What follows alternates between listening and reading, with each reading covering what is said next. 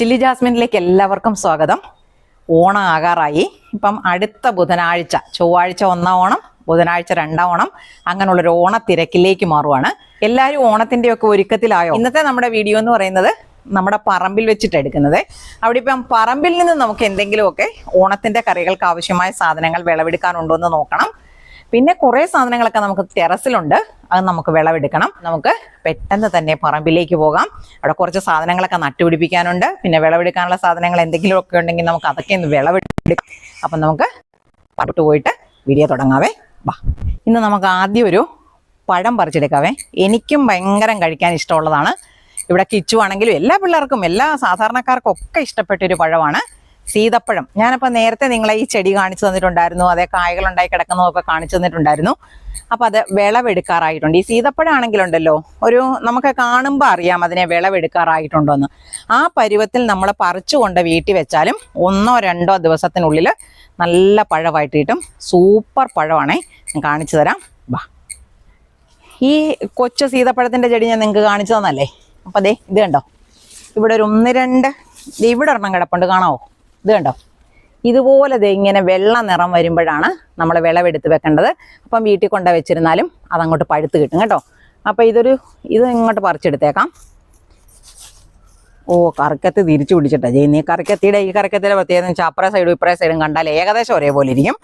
അപ്പം മൂർച്ചയില്ലാത്ത വശം വെച്ചിട്ട് മുറിഞ്ഞു പോരത്തില്ല. ഇത് കണ്ടോ, കാണാവോ? അപ്പം ഞാൻ ഇതും കൂടെ പറിച്ചെടുക്കാൻ പോവുകയാണേ.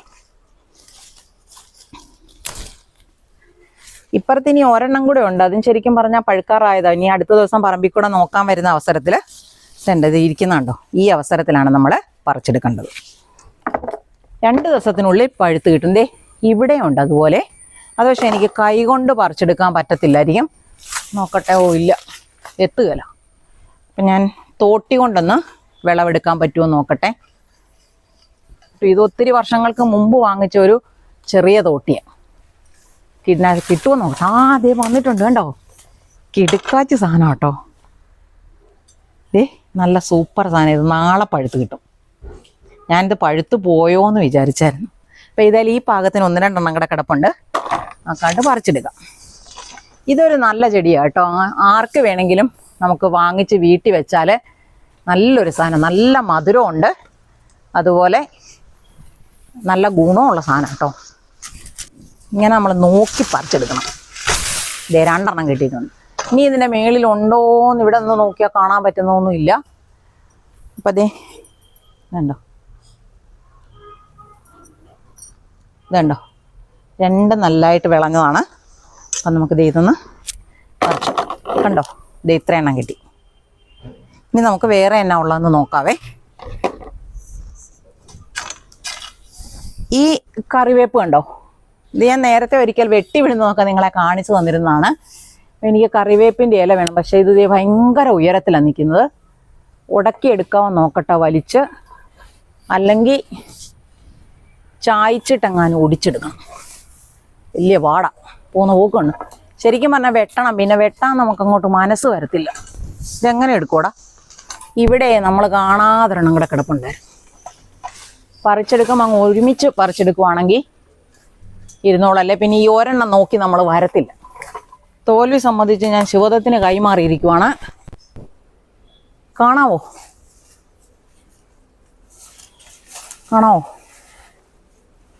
കണ്ടോ, ഇടയ്ക്കിടയ്ക്ക് കാണാൻ പറ്റുന്നുണ്ട് കണ്ടോ. അതതിനകത്ത് ആ തോട്ടിക്കകത്ത് കുടുങ്ങുന്നില്ല.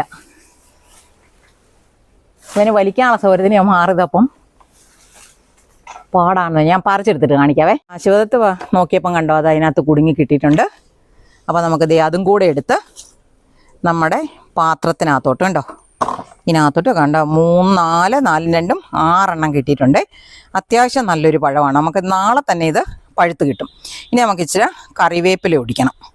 കിട്ടുമോ നോക്കട്ടെ ഇങ്ങനെ വളയ്ക്കാൻ. ഇടുക്കാച്ചി. ഇത് മാത്രമേ പണിയുള്ളൂ, അല്ലാതെ ഉടക്കി പിടിച്ചിട്ട് പറിക്കാനൊന്നും പറ്റത്തുണ്ടായിരുന്നില്ല.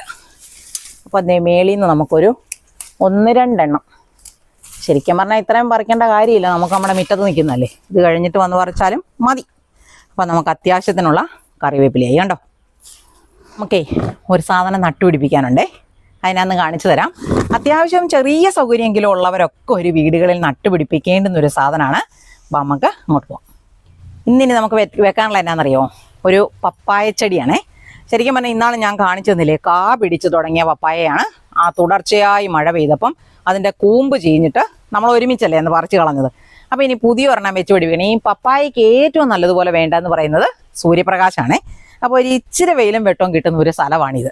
അപ്പോൾ ഇവിടെ നമ്മൾ കിളച്ചൊരുക്കിയൊക്കെ ഇട്ടിരുന്നാണെങ്കിലും പെട്ടെന്ന് തന്നെ പുല്ല് പിടിക്കും. അപ്പം ഞാൻ ഈ പുല്ലൊന്ന് വെട്ടി വിട്ടിട്ട് നമുക്കിത് ഇവിടെ ഒരു ചെറിയ കുഴി ഉണ്ടാക്കിയിട്ട് അവനെ ഒന്ന് നട്ടുപിടിപ്പിക്കണം കേട്ടോ. ഇതുപോലെ ഇതിനെ ഒന്ന് ഇങ്ങോട്ട് മാറ്റി വെച്ചു. അപ്പോൾ അതിനുള്ള സ്ഥലം നമ്മളൊന്ന് വൃത്തിയാക്കിയെടുത്തേ. എല്ലാത്തിനും നമ്മളെ കൂലി കൊടുക്കാൻ പോയാൽ ഈ അടുക്കളത്തോട്ട പരിപാടി ഒന്നും ഓടത്തില്ല. ഭയങ്കര കാശ്. 1000 രൂപയ്ക്കാണ് ഞാനിവിടെ ചിലപ്പോഴൊക്കെ ചെയ്യിപ്പിച്ചുകൊണ്ടിരുന്നത്. ഇപ്പം അത് 1200 ഇവിടോട്ടൊരു കുഴി എടുക്കാൻ പോവുകയാണേ. അത്യാവശ്യം വെയിലും വെളിച്ചമൊക്കെ കിട്ടുന്നൊരു സ്ഥലമാണ്. തേങ്ങ കൂട്ടിയിടുന്നതായിരുന്നു കണ്ടോ. തേങ്ങ ചീഞ്ഞു പോയതൊക്കെയാണ് കിടക്കുന്നത്. ഇവിടെയൊക്കെ ചിരട്ടയൊക്കെ ഉണ്ട്. നമുക്ക് ഈ തേങ്ങ പറിച്ചിട്ട് കഴിയുമ്പോഴേ എല്ലാം മുഴുവനൊന്നും ഉപയോഗിച്ച് തീരുകയില്ല. അപ്പോൾ അത് അവിടെ കിടന്നിട്ട് കുറേ അഴുകും. അങ്ങനെയുള്ളതാണ് അതെ. അപ്പം ഞാൻ ചെറിയൊരു കുഴി എടുത്തിട്ടുണ്ട്. നല്ല മണ്ണിളക്കമുള്ള മണ്ണാണേ. ഇതിനകത്തോട്ട് ഞാനിത് ഇച്ചിരി കോഴിവളമാണേ. കുറച്ച് കോഴിവളം ഇട്ടു. കോഴിവളം മണ്ണുമായിട്ട് ഞാനൊന്ന് ഇളക്കി ചേർക്കുന്നുണ്ട്. അല്ലെങ്കിൽ ചെറിയ ചൂടുള്ള, പക്ഷെ ആ ചൂട് വരേണ്ട കാര്യം ഇതിനില്ല. കാരണം ഇത് കുറേ നാളുകളായിട്ടിരുന്ന് തണുപ്പൊക്കെ ചൂടൊക്കെ മാറി പൊടിഞ്ഞു വന്നിട്ടുള്ള വളമാണ്. അപ്പം ഞാൻ ഈ കൂടിനകത്ത് കപ്പളത്തെ പിടിച്ചു നോക്കിയപ്പോൾ അതിങ്ങ് പറഞ്ഞു പോകുന്നു. വേരൊന്നും പോയിട്ടൊന്നുമില്ല. പക്ഷേ ഞാനത് അങ്ങോട്ട് കുഴിച്ചു വെക്കാൻ പോവുകയാണേ. അപ്പം ഇച്ചിരി ചെരിച്ച് വെക്കുവാണ്. കപ്പളം നല്ല ബലമായിട്ട് അല്ലെ നല്ല ചുവട് കട്ടിയോടെ കയറി വരാനായിട്ട് നല്ലത് ഇച്ചിരി ചെരിച്ച് വെക്കുന്നതാണ്. പക്ഷേ ഈ ചെരിച്ച് വെക്കുമ്പോൾ നമ്മൾ ശ്രദ്ധിക്കേണ്ട ഒരു കാര്യമുണ്ടേ, വളം ഇടുന്നത്. ശരിക്കും ചുവട് അങ്ങോട്ട് എടുത്തു കഴിഞ്ഞാലേ ആ വേരിനിട്ട് വെട്ട് കിട്ടും. വേരിനിട്ടായാലും തണ്ടിനിട്ടായാലും വെട്ട് കിട്ടിക്കഴിഞ്ഞാൽ ചീഞ്ഞു പോവും. പിന്നെ രക്ഷയില്ല ചെടിക്ക്. അപ്പോൾ ഇതുപോലെ ചെരിച്ച് വെച്ചാൽ ചെടിക്ക് വളർച്ചയും ബാക്കി കാര്യങ്ങളൊക്കെ നല്ലതാണ്. പക്ഷേ വളമിടുമ്പോൾ നമ്മൾ പ്രത്യേകം ശ്രദ്ധിക്കണം. ഇപ്പം ഞാൻ ഇതിന് ഇനി വേറൊന്നും ചെയ്യുന്നില്ല. ഇപ്പം മഴയുള്ള സമയം, ഇപ്പം ചിലപ്പോൾ മഴ പെയ്യും, മഴയ്ക്ക് ഒരുങ്ങി നിൽക്കുക. അതുകൊണ്ട് ഞാൻ വെള്ളം ഒഴിക്കുന്നില്ല. അല്ലെങ്കിൽ ഇതുപോലെ നട്ടുപിടിപ്പിച്ച് കഴിഞ്ഞാൽ ഉടനെ നിങ്ങൾ വെള്ളം ഒഴിച്ചോണം. പെട്ടെന്ന് തന്നെ ഇവർ വളർന്ന് കയറുകയും ചെയ്യും. നമുക്കൊരു കറി വെക്കാനും ഒരു പഴം തിന്നാനും ഒക്കെയുള്ള ഓമക്കായ ഇതിൽ നിന്ന് കിട്ടുകയും ചെയ്യും. പിന്നെ ചെറുതായിട്ട് ചാറ് തുടങ്ങി. ഇതിപ്പം വീഡിയോ നിന്നെ കൊണ്ട് എടുപ്പിച്ച് തീർക്കുമെന്ന് തോന്നുന്നില്ല. നിങ്ങളുടെ അവിടെയൊക്കെ ഇതുപോലെ മഴയാണോ? മഴ തീർന്നിട്ടുണ്ടോ? മഴ ശരിക്കും പറഞ്ഞാൽ നമുക്ക് ശല്യം എന്ന് പറയാൻ പറ്റിയല്ല. പക്ഷെ മഴ ചിലപ്പോഴൊക്കെ നമ്മളെ ശല്യപ്പെടുത്താറുമുണ്ട് അല്ലേ. ഇന്ന് നമുക്ക് നടാനുള്ളതെന്ന് പറയുന്നത് നീലയമരിയുടെ തൈയാണേ. അപ്പോൾ അതേ നിങ്ങൾ കണ്ടോ, ഇത് കണ്ടോ, ഓണമായത് ഈ ചെടി എങ്ങനെ അറിഞ്ഞു എന്ന് എനിക്കറിയത്തില്ല. ഞാൻ ഈ പറമ്പിൽ ഇങ്ങനെ അരികി കൊണ്ടുവന്ന് 2-3 ചെടികൾ ഇതുപോലെ വെച്ചിട്ടുണ്ടായിരുന്നു. ഇതൊരു നല്ല ആന്ധ്ര ചെത്തിയാണ് ഇത് കേട്ടോ. അതിൻ്റെ ഈ ചെത്തിയുടെ ഇലയുടെ നീളം കണ്ടോ, ഇങ്ങനെ നീളത്തിലില വരുന്നതാണ് ആന്ധ്ര ചെത്തി. പക്ഷെ നല്ല വലിയ പൂക്കളുണ്ടാകും. പ്രത്യേകിച്ച് ഇവർക്കൊന്നും ഞാൻ ചെയ്തു കൊടുക്കാറുമില്ല. ഈ സീസണിന്റെ പ്രത്യേകത കൊണ്ടോ, പിന്നെ നമ്മൾ പറമ്പിൽ അവിടെ ഇവിടെയൊക്കെ വെള്ളത്തിനൊക്കെ വളമൊക്കെ ചെയ്യുമല്ലോ പച്ചക്കറിക്ക്, അതൊക്കെ എടുത്തിട്ടായിരിക്കും ഇവന്മാർ നല്ല മിടുക്കനായിട്ട് വളർന്നു വന്നിട്ടുണ്ട്. അപ്പോൾ നമുക്ക് നീലയമരി നടാവേ. നീലയമരി എന്ന് പറഞ്ഞാൽ നിങ്ങൾക്ക് ഒത്തിരിയും പേർക്ക് അറിയാവുന്നതായിരിക്കും. നമ്മൾ ഈ കൃഷിയൊക്കെ ചെയ്യുന്നവർ ശകലെങ്കിലും സ്ഥലമുണ്ടെങ്കിൽ, ഇനി അതൊന്നും വേണ്ട, ഒരു ഗ്രോ ബാഗിനകത്താണെങ്കിലും നട്ടു വളർത്താം. പല വിധത്തിലുള്ള രോഗങ്ങൾക്ക് മരുന്നായിട്ട് ഉപയോഗിക്കുന്നതാണ്. ഉള്ളിലേക്കും കഴിക്കാൻ പറ്റും, പുറമേയും ഉപയോഗിക്കാൻ പറ്റുന്ന നല്ലൊരു ഔഷധ ഗുണമുള്ള ഒന്നാണ് നീലയമരി എന്ന് പറയുന്നത്. കാണിക്കാവേ, കണ്ടോ തൈ, ഇതാണ് നീലയമരിയുടെ തൈ. ഇത് പലതരത്തിലുള്ള ഔഷധ ഗുണങ്ങളാണ് ഉള്ളതാണെന്ന് ഞാൻ പറഞ്ഞില്ലേ. നമ്മളിപ്പം സാധാരണ സ്ത്രീകളാണ് ഇതിനെ അറിയുന്നത് എങ്ങനെയാണെന്നറിയോ, തലമുടി വളരാൻ സൂപ്പർ സാധനമാണ് ഇത്. വേണമെങ്കിൽ ഇതിൻ്റെ ഇലകൾ പറിച്ച് വെയിലത്തിട്ട് ഉണക്കി പൊടിച്ച് എണ്ണയ്ക്കകത്തിട്ട് കാച്ചിട്ട് ഉപയോഗിക്കാം. അല്ലെങ്കിൽ പച്ച അരച്ച് എണ്ണയ്ക്കകത്ത് കലക്കി എണ്ണ തിളപ്പിച്ച് നമ്മൾ എണ്ണ കാച്ചുവല്ലേ, അങ്ങനെ ഉണ്ടാക്കിയിട്ട് ഉപയോഗിക്കാം. അല്ലെങ്കിൽ ഇലകൾ ഊരി അതിനകത്തേക്ക് ഇട്ടിട്ട് എണ്ണ കാച്ചി ഉപയോഗിക്കാം. എങ്ങനെ ചെയ്താലും നീലയമരി ഉപയോഗിച്ചാൽ മുടി വളരും. നല്ല സൂപ്പർ സാധനമാണ്. കണങ്കാലി കഴിഞ്ഞ് മുടി വളരാനായിട്ടുള്ള, അല്ലെങ്കിൽ മുട്ട് കഴിഞ്ഞ് മുടി വളരാനും മാത്രം സഹായിക്കുന്ന നല്ലൊരു ചെടിയാണ് നീലയമരി. പക്ഷെ നീലയമരിക്കുണ്ടല്ലോ സ്ഥിരമായ മഴയും പറ്റത്തില്ല, കണ്ടമാനം ചൂടും പറ്റത്തില്ല. നമ്മളിപ്പോൾ ഇത് കുഴിച്ചു വെക്കുകയാണെങ്കിൽ തന്നെ നേരിട്ട് സൂര്യപ്രകാശം ഇവർക്ക് വേണ്ട, വെളിച്ചം കിട്ടുന്ന ഒരു സ്ഥലം മതി. അതുപോലെ വെള്ളം ഒരു കാരണവശാലും കെട്ടി നിൽക്കരുത്. വെള്ളം കെട്ടി നിന്ന് കഴിഞ്ഞാൽ ഈ ചെടി പെട്ടെന്ന് തന്നെ ചീഞ്ഞു പോകും. പിന്നെ ഇതിന് വളരെ വേഗത്തിൽ തന്നെ കായ്കൾ ഉണ്ടാകും. നമ്മൾ ഇത് ഒരിടത്ത് കുഴിച്ചു വെച്ച് കഴിഞ്ഞാൽ അതിന്റെ ചുറ്റുമുള്ള ഭാഗങ്ങളിൽ അടുത്ത വർഷം അല്ലെങ്കിൽ അടുത്ത സീസണിൽ തൈകൾ ഉണ്ടാകും. അവർ വീണ്ടും വളർന്നു വന്നോളും. ഒരിക്കൽ ചൂട് പിടിപ്പിച്ച് കായ്ക്കുന്ന വരെ നമ്മൾ എത്തിച്ചിട്ടുണ്ടെങ്കിൽ പിന്നെ നീലയമരി അങ്ങനെ ഇങ്ങനെയൊന്നും നമ്മുടെ പറമ്പിൽ നിന്ന് പോകത്തില്ല. എന്നാൽ ചില സമയത്ത് ഇത് പൂർണ്ണമായി നഷ്ടപ്പെട്ടു പോകാറുമുണ്ട്. അങ്ങനെ വന്നാലും ഇതിനൊരു 10-50 രൂപ വില മാത്രമേ ഇതിൻ്റെ ഒരു തൈക്കുള്ളൂ. അപ്പോൾ ഒരെണ്ണം മേടിച്ച് വെക്കാനും നിങ്ങൾ മടി പിടിക്കരുത്. അതൊരു നഷ്ടമാണെന്ന് വിചാരിക്കരുത്. ഒത്തിരി നല്ലൊരു സാധനമാണ്. അപ്പം ഞാൻ പറഞ്ഞ കാര്യം ഓർത്തോണം. ചെറിയ വെളിച്ചം വേണം. നേരിട്ടുള്ള സൂര്യപ്രകാശം കിട്ടിയില്ലെങ്കിലും കുഴപ്പമില്ല. അതുപോലെ ചുവട്ടിൽ വെള്ളം കെട്ടിക്കിടക്കരുത്. എന്നാൽ തണുപ്പ് കിട്ടുകയും ചെയ്യണം. അപ്പം നമുക്കിത് ഞാനിവിടെ എവിടെയാണ് എൻ്റെ പറമ്പിൽ കുഴിച്ചു വെക്കുന്നതെന്ന് നിങ്ങൾക്ക് കാണിച്ചു തരാവേ. വാ. ഈ മാവ് കണ്ടോ? ഈ ഡ്രമ്മിനകത്ത് നിൽക്കുന്ന മാവായതേ. ആ മാവിൻ്റെ അടിയിലുള്ള സ്ഥലത്താണ് ഞാനിതിനെ കുഴിച്ചു വെക്കാൻ പോകുന്നത്. അപ്പം തെളിച്ചം ഇവിടെ കിട്ടുകയും ചെയ്യും. ഇച്ചിരി പൊങ്ങി നിൽക്കുന്ന സ്ഥലമായതുകൊണ്ട് ഇവിടെ വെള്ളം കെട്ടി നിൽക്കത്തില്ല. എന്നാൽ ഒരു തണുപ്പ് എപ്പോഴും തന്നെ കിട്ടുന്ന സ്ഥലമാണ്. അതുകൊണ്ട് ഞാൻ ഇവിടേക്ക് കുഴിച്ചു വെക്കാൻ പോവാണ്. കാണിച്ചു തരാം.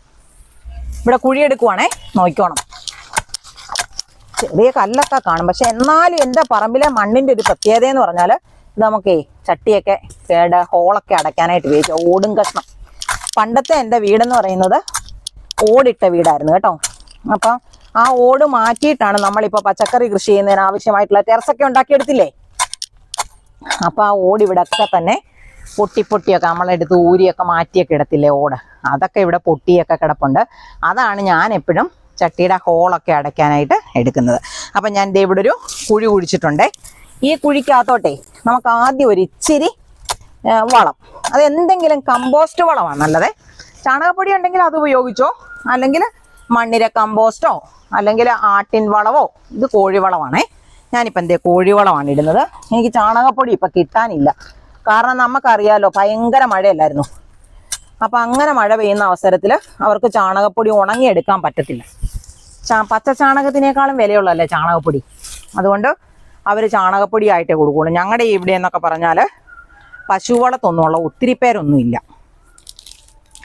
ഈ ടൗണിനടുത്തായതുകൊണ്ടേ എല്ലാവർക്കും തന്നെ ജോലി ഈ പട്ടണത്തിൽ എവിടെയെങ്കിലുമൊക്കെ ചെറിയ ചെറിയ ജോലികൾ സ്ത്രീകൾക്ക് കിട്ടാനുള്ള സൗകര്യമുണ്ട്. അപ്പോൾ അവർ അത്തരത്തിലുള്ള പണികളിലേക്ക് മാറും. പിന്നെ വലിയ ഉത്തരവാദിത്വവും ബുദ്ധിമുട്ടും ഒന്നും അതിനില്ലല്ലോ. അതുകൊണ്ട് അങ്ങനെ പോകുന്നതുകൊണ്ട് പശു വളർത്തുന്നവരുടെ എണ്ണം വളരെ കുറവാണ്. അപ്പോൾ ചാണകപ്പൊടി കിട്ടാനുള്ള സ്ഥലം കുറവാണ്. പിന്നെ നമുക്കിങ്ങനെ കിട്ടിക്കൊണ്ടിരിക്കും. അപ്പോൾ ഈയിടെ ഈ തുടർച്ചയായ മഴ കാരണം അവർക്ക് ചാണകപ്പൊടി ഉണങ്ങാൻ പറ്റുന്നില്ലെന്നാണ് പറഞ്ഞത്. അപ്പം ഞാൻ ഇതിനകത്ത് കുഴിച്ചു വെക്കുവാണ്. ഈ മണ്ണ് കളയുന്നില്ലേ, നമുക്ക് ഇതിനകത്തോട്ട് വെച്ചിട്ട് ആ മണ്ണിനെ ഒന്ന് ഞെക്കി ഉടച്ചു വെക്കാം കേട്ടോ. കാരണം വേരോടാനുള്ള എളുപ്പമുണ്ട്. എന്നിട്ട് ഇതേ വെറുതെ ഇതുപോലെ ഇവിടെയൊക്കെ നല്ലോണം കരികിലൊക്കെ കിടക്കുന്നതായതുകൊണ്ട് മണ്ണിന് നല്ല ഇളക്കം കാണും. കണ്ടോ? ഇത്രയും മാത്രം ഞാൻ ചെയ്യുന്നുള്ളൂ കേട്ടോ. ഇവിടെ നിന്ന് വളരട്ടെ. ഇനി പോവുമോ വളരുമോ എന്ന് നമുക്ക് അടുത്ത ഏതെങ്കിലും ഒരു വീഡിയോ ചെയ്യുമ്പോൾ ഞാൻ നിങ്ങൾക്കത് കാണിച്ചു തരാം. ഇത് പിന്നെ നമ്മുടെ പൈനാപ്പിളിൻ്റെ ചെടിയാണല്ലോ. ഇത്രയും വരെ ആയിട്ടുണ്ട്. ഒരു കുറച്ച് സ്ഥലം ഇവിടെ വെറുതെ കിടപ്പുണ്ടെന്നൊക്കെ ഞാൻ നിങ്ങളോട് പറഞ്ഞിട്ടുണ്ടായിരുന്നു. അപ്പം ഞാൻ എൻ്റെ അവിടോട്ട് ഈ മുരിങ്ങ കുറേ നാളായി മേടിച്ചിട്ടിരിക്കുന്നതാണ്. ശരിക്കും പറഞ്ഞാൽ വെക്കാൻ സ്ഥലമില്ലാഞ്ഞ കാരണമാണ് ഇതിനെ ഇങ്ങനെ വെക്കേണ്ടി വന്നത്. അപ്പം ഞാൻ അതിനെ ഇവിടോട്ട് അങ്ങോട്ട് കുഴിച്ചു വെക്കാൻ പോവുകയാണേ. ഒരു ചെറിയ കുഴി എടുത്തിട്ട് അപ്പം നമ്മൾ ആ വെച്ചതുപോലെ തന്നെയാണ്. ഇനി ഇതിവിടെ വെക്കുന്നത് കൊണ്ട് എന്തെങ്കിലും ബുദ്ധിമുട്ടുണ്ടോ, അല്ലെങ്കിൽ അതിൻ്റെ സ്ഥിരമായി വലിയ മുരിങ്ങയും മരങ്ങളൊക്കെ വളർത്തുന്നവർക്കാണെങ്കിലാണ് അതൊക്കെ അറിയാം. ഞാൻ മരങ്ങളൊക്കെ വളർത്തുമെന്ന് പറഞ്ഞാലും എല്ലാം ചട്ടിക്കകത്ത് വെച്ചിട്ടല്ലേ. അപ്പം ഞാൻ നല്ലൊരു കുഴി അങ്ങോട്ട് എടുത്തിട്ടുണ്ടേ. കണ്ടോ? ഇനി ഇതിനകത്തോട്ട് ഇച്ചിരി കോഴിവളം ഇടാൻ പോവാം. കുറച്ച് കോഴിവളം ഇട്ടു. എന്നിട്ട് ഇച്ചിരി മണ്ണിട്ട് ഇളക്കിക്കോണം. ചെടിയിലോട്ട് ഒരു കാരണവശാലും കോഴിവളം നേരിട്ട് മുട്ടരുത്.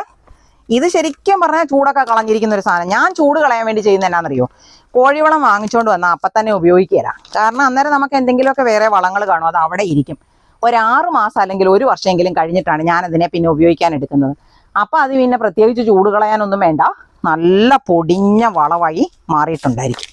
അപ്പം അതേ ഇതിനെ ഞാൻ ഇങ്ങോട്ട് വെക്കുവാണേ കേട്ടോ. എന്നിട്ട് വെറുതെ ഞാനിങ്ങോട്ട് മണ്ണിട്ട് പോകുന്നു. ഇനി നമുക്ക് ചൂട് പിടിച്ച് കഴിയുമ്പം ഈ കളകൾ ഇങ്ങനെ നിൽക്കുന്നത് നല്ലതല്ല, ഒരു ചെടിക്കും നല്ലതല്ല. കാരണം അവർ നല്ലപോലെ വളം വലിച്ചെടുക്കും. നമ്മൾ മുരിങ്ങ നട്ട് കഴിഞ്ഞു കേട്ടോ. ഇത് ദേ ഇവിടെ നിന്ന കപ്പളം ഞാൻ ഇപ്പോൾ പറഞ്ഞില്ലേ, ഒരു കപ്പളം കായ്ച്ചപ്പോൾ എനിക്ക് നഷ്ടപ്പെട്ടു പോയി എന്ന് പറഞ്ഞില്ലേ.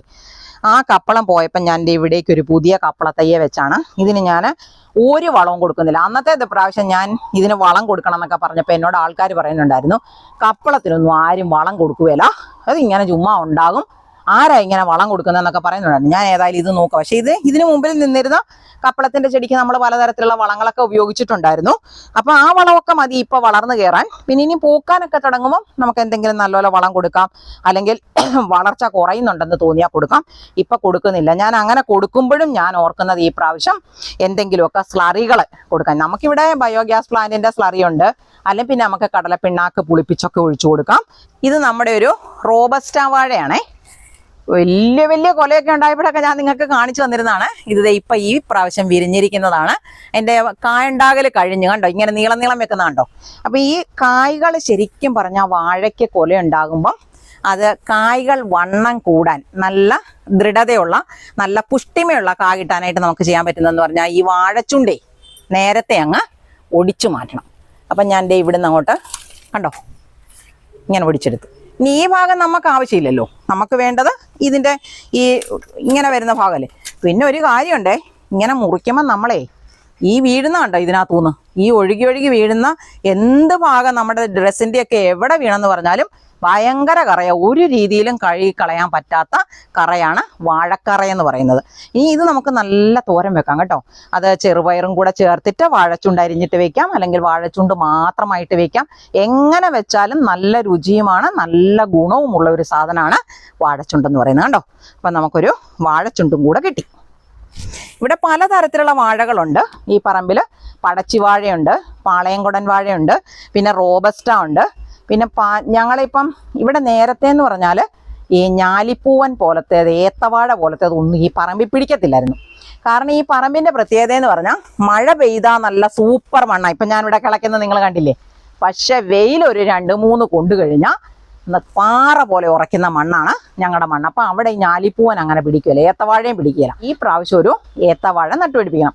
അപ്പം നിങ്ങളുടെ അഭിപ്രായം എന്ന് പറഞ്ഞാൽ നമ്മുടെ പണ്ടത്തെ കാലത്തെ മുതലുള്ള സാധാരണ ഏത്തവാഴയുടെ വിത്തുകളുണ്ടല്ലോ, അതാണോ നമുക്ക് ഈ നേഴ്സറികളിലൊക്കെ എന്നാ പറയുന്നതിന് ചെറിയ ചെറിയ വാഴ തൈകൾ മേടിക്കാൻ കിട്ടും, അത് വെച്ച് വളർത്തുന്നതാണോ, വാഴക്കന്ന് മേടിച്ച് വളർത്തുന്നതാണോ പെട്ടെന്ന് കായ്ക്കാനും വലിയ കുലകൾ കിട്ടാനും നല്ലത് എന്ന് വാഴ നട്ട് വളർത്തുകയും വാഴയുടെ കാര്യങ്ങൾ അറിയാവുന്നവരുമായിട്ടുള്ള ആരെങ്കിലുമൊക്കെ നമ്മുടെ വീഡിയോ കാണുമ്പോൾ അതിനെനിക്കൊരു കമൻ്റ് ഇടാൻ മറന്നു പോകരുത്. വലിയ വ്യാവസായിക കൃഷികളൊന്നും ഞാൻ നടത്തുന്ന ഒരാളല്ല. നമ്മൾ നമ്മുടെ ആവശ്യത്തിന് വേണ്ടി വിഷമൊന്നും ചേർക്കാത്ത പച്ചക്കറികൾ കഴിക്കുന്നതിന് ആവശ്യമായിട്ടുള്ള പച്ചക്കറി കൃഷിയൊക്കെയാണല്ലോ നമ്മളിവിടെ ചെയ്യുന്നത്. പിന്നെ ദേ ഈ ഒരു ചേന നിൽക്കുന്നുണ്ടോ, ഇത് നമുക്ക് ഓണത്തിന് പറിക്കണം എന്നാണ് ഞാൻ വിചാരിക്കുന്നത്. ഇതിൻ്റെ ചോട്ടി തണ്ടൊക്കെ കണ്ടാൽ നല്ല വലിപ്പമൊക്കെ ഉണ്ട്. ഇതിൻ്റെ ചോട്ടി വല്ല സാധനം ഉണ്ടോയെന്നൊന്നും അറിയത്തില്ല. മണ്ണിനടിയിലത്തെ കാര്യമല്ലേ, നമുക്ക് മാന്തി നോക്കണം. ഏതായാലും ഇപ്പം അതൊക്കെ നോക്കാനും കൂടെ കൂടിയാണ് ഞാൻ ശരിക്കും പറഞ്ഞാൽ ഇന്ന് പറമ്പിലേക്ക് ഇറങ്ങി വന്നത്. അപ്പോൾ അത് ഈ ചേനയായാലും അപ്പുറത്ത് നിൽക്കുന്ന ചേനയായാലും വലിയ കുഴപ്പമില്ലാത്ത ഒരെണ്ണമാണ്. അപ്പം നമുക്ക് ഇന്ന് ഞാനിത് വിളവെടുക്കുന്നില്ല, ഉത്രാടത്തിൻ്റെ അന്ന് നമുക്കിത് വിളവെടുക്കാം. കാരണം പിറ്റേ ദിവസത്തേക്കിന് നമുക്ക് എരിശ്ശേരി വെക്കാനൊക്കെ ആയിട്ട് ഉപയോഗിക്കാം. പണ്ട് കാലത്തൊക്കെ ആണെങ്കിൽ ആൾക്കാർ ഈ ചേനയും ചേമ്പും കാച്ചിലും ഒക്കെ വിളവെടുത്തിട്ട് നമ്മൾ ഉപ്പേരി ഉണ്ടാക്കില്ലേ, കായ വറുത്ത ഉപ്പേരി, അതിൻ്റെ കൂടെ ഇതും വേറെ വേറെ വറുത്ത് പ്രത്യേകം പാത്രങ്ങളിലൊക്കെയായി അടച്ചു വെക്കുന്ന കുറേ പഴയ ഒരു കാലം ഉണ്ടായിരുന്നു. ഇപ്പം അങ്ങനെയൊന്നും ആരും തന്നെ ചെയ്യാറില്ല. വാഴക്കൊലയൊന്നും അങ്ങനെ വളർത്തുന്നവർ അധികം ഇല്ല. ഇനി ഉണ്ടെങ്കിൽ പോലും അവർ അതവിടെ നിന്നോട്ടെ, ഞങ്ങൾ ഒരു 1/2 കിലോയോ 1/4 കിലോയോ ചിപ്സ് മേടിക്കാമെന്ന് വിചാരിക്കുന്നവരാണ് തിരക്കുള്ള ലോകത്തിലെ അധികം ആളുകളും. അപ്പം നമുക്ക് ഇനി അവിടെ ഒരു കാഴ്ചയുണ്ട്, അതും കൂടെ കാണാം. ഇത് കണ്ടോ, നമ്മുടെ ഒരു കപ്പളമാണേ. മഞ്ഞ നിറത്തിലുള്ള കപ്പളങ്ങ ഉണ്ടാകുന്നതാണ്. ആദ്യം ഉണ്ടായത് ഈ ഒരു ഷേപ്പിലാണെങ്കിൽ പിന്നെ ഉണ്ടാകുന്നത് ഇതുപോലെ നീണ്ടിട്ടാണ്. അതിനി വളത്തിൻ്റെ കുറവ് കൊണ്ടോ മറ്റെന്തെങ്കിലുമൊക്കെ ആണോ എന്നൊന്നും അറിയാൻ മേല. അതുപോലെ ചെറുതായിട്ട് ഇത്തരത്തിലുള്ള കപ്പളത്തേൽ മീലി ബഗ്സിൻ്റെ ശല്യം ഉണ്ടായി തുടങ്ങിയിട്ടുണ്ട്. മീലി ബഗിൻ്റെ ശല്യത്തിന് എന്നാ നമ്മൾ ചെയ്യുന്നത് അറിയാം. ഞാൻ ചെയ്യുന്നത് പലതരത്തിലുള്ള രാസകീടനാശിനികളൊക്കെ ഉപയോഗിക്കാനുണ്ട്.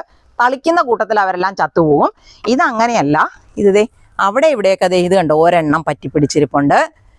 ഇവിടെ ഒരെണ്ണം പറ്റിപ്പിടിച്ചിരിപ്പുണ്ട്. അപ്പോൾ അത് നമ്മൾ നിയന്ത്രിക്കാതെ വിട്ടു കഴിഞ്ഞാൽ ഇത് പൊതിയും. അമ്മമാർ ഭയങ്കര വളർച്ച അവർക്കൊക്കെ ഉള്ളത്. കൊള്ളുവേലാത്ത സാധനത്തിനെല്ലാം വളർച്ചയൊക്കെ കൂടുതലാണ്. അപ്പം ഞാൻ ഇതിലോട്ട് സ്പ്രേ ചെയ്യാൻ പോവുകയാണേ. കണ്ടോ, ഇത് വലിയ ശല്യമൊന്നും ഇല്ലാത്തൊരു സാധനമാണ്. ജൈവമാണ്, തികച്ചും നമുക്ക് കഴിക്കുന്ന സാധനം തന്നെയാണ്. എന്നാൽ ഇത്തരത്തിലുള്ള മീലിമൂട്ടയുടെയും അതുപോലെ മുഞ്ഞയുടെയും ഒക്കെ ശല്യത്തിന് ഇത് നല്ല കേട്ടോ. ഇപ്പം ഞാൻ ഇങ്ങനെ അങ്ങോട്ട് തളിച്ചു കൊടുക്കുക. അത് അവിടെ പറ്റിയിരുന്നത് കൊണ്ട് കുഴപ്പമൊന്നുമില്ല. ഇത് ഞാൻ ഉണ്ടാക്കിയിരിക്കുന്നത് എങ്ങനെയാണെന്നറിയോ? ഇതിനകത്തോട്ട് ഇച്ചിരി കഞ്ഞിവെള്ളം കൂടെ ചേർത്താലും നല്ലതാണേ. ഇതിപ്പം ഞാൻ ഉണ്ടാക്കി വെച്ചിരിക്കുന്നതെന്ന് പറഞ്ഞാൽ 1 സ്പൂണ് സോഡാപ്പൊടി. നമ്മൾ അപ്പമൊക്കെ ഉണ്ടാക്കാനായിട്ട്, കേക്കൊക്കെ ഉണ്ടാക്കാനായിട്ട് ഉപയോഗിക്കില്ലേ, ആ കേക്കൊക്കെ ഉണ്ടാക്കാനായിട്ട് ഉപയോഗിക്കുന്ന സോഡാപ്പൊടിയും അതുപോലെ കുറച്ച് ലിക്വിഡ് സോപ്പ്, നമ്മൾ ഉണ്ടാക്കുന്ന സോപ്പില്ലേ ആ സോപ്പും, പിന്നെ ഇതിൻ്റെ കൂടെ ഇച്ചിരി കഞ്ഞിവെള്ളം കൂടെ ചേർത്താൽ വളരെ നല്ലതാണ്. കാരണം കഞ്ഞിവെള്ളം ഇതിലോട്ട് നമ്മൾ സ്പ്രേ ചെയ്ത് കഴിയുമ്പം ഉണങ്ങുമ്പോൾ നല്ല കട്ടിക്ക് പറ്റി പിടിച്ചിരിക്കും. അപ്പോൾ ഇത്തരത്തിലുള്ള ജീവികൾക്ക് അവിടെ നിലനിൽക്കാനായിട്ട് പറ്റാതെ വരും. ഇതേന്നൊരു ഓമക്കായും കൂടെ വിളവെടുക്കാൻ പോവാണേ. ശരിക്കും പറഞ്ഞാൽ നമ്മുടെ സാധാരണ പപ്പായ ആണെങ്കിലേ നമ്മൾ ഈ കിച്ചടി, വെള്ളരിക്ക കൊണ്ട് കിച്ചടി വെക്കല്ലേ, കിച്ചടി എന്നാണോ പച്ചടി എന്നാണോ എന്ന് എനിക്കറിയില്ല കേട്ടോ. വെള്ളരിക്ക വെച്ചിട്ട് നമ്മൾ ഉണ്ടാക്കുന്ന തൈരൊക്കെ ചേർത്ത് വെക്കുന്നൊരു കറിയില്ലേ, അത് വെക്കാൻ നമുക്ക് പപ്പായയും യൂസ് ചെയ്യാം. അതിന് ഇത് കൊള്ളുമോ എന്ന് എനിക്കറിയത്തില്ല. നമ്മൾ സാധാരണ പപ്പായ ഉപയോഗിച്ചിരിക്കുന്നത്. അപ്പോൾ എന്നാൽ ഇതും കൂടെ ഇരിക്കട്ടെ. അങ്ങനെ ഒരെണ്ണം പറിച്ചു. പിന്നെ ഒരു വാഴച്ചുണ്ടുണ്ട്, കുറച്ച് സീതപ്പഴമുണ്ട്. ഈ മഴക്കാലം ആയതുകൊണ്ട് എങ്ങനെയാണെന്നറിയോ, വിളവ് കുറയും. ഈ പൂക്കളെല്ലാം ശരിക്കും പോളിനേഷൻ നടക്കാതെ പൊഴിഞ്ഞു പോവുകയൊക്കെ ചെയ്യല്ലേ. ഇത്രയും സാധനങ്ങളാണ് നമ്മൾ ഇന്ന് വിളവെടുത്തിരിക്കുന്നത്. അപ്പോൾ എൻ്റെ വീഡിയോ ഇഷ്ടമാവുകയാണെങ്കിൽ എനിക്കൊരു ലൈക്ക് തരാനും, സബ്സ്ക്രൈബ് ചെയ്യാത്തവരാരെങ്കിലും ഉണ്ടെങ്കിൽ സബ്സ്ക്രൈബ് ചെയ്യാനും മറന്നു പോകല്ലേ. ഇതേപോലെ മറ്റൊരു നല്ല വീഡിയോയുമായി നമുക്ക് അടുത്ത ദിവസം വീണ്ടും